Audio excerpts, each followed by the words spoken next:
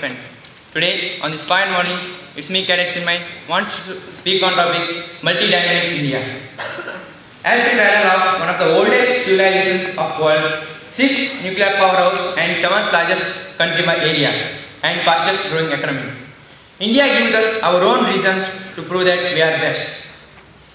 As the largest democracy of the whole world, India invokes our respect and admiration to 1.21 billion people standing straight and strong.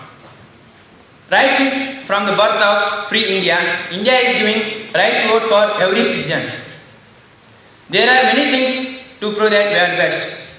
We are proud to be an Indian. One reason is that India follows a method of non-violence. The best example is our Indian Army. Our Indian Army is second largest in whole world. Even though India has never invaded any country in its history of 1 lakh years. There are many things to know about India. The name India is derived from the river Indus, where early settlers lived. India has continuous evolution from 2500 BC, which started from Indus Valley civilization, which seeded trade, agriculture and urban culture to India.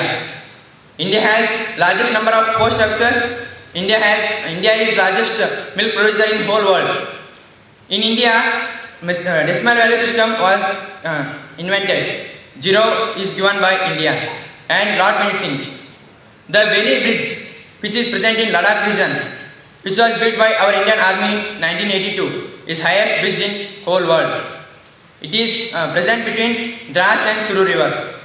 India is land of Vedas. It is also origin of 4 major religions in whole world.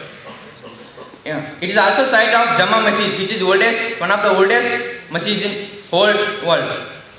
The Santa May Basilica, which is one of the only 3 tombs of apostles, is to be located and conserved, is also in India. From snow-capped Himalayas to sun-baked Thar Desert, from rainforest of Western Ghats to swamps of Assam, India exhibits its unconquerable natural wealth.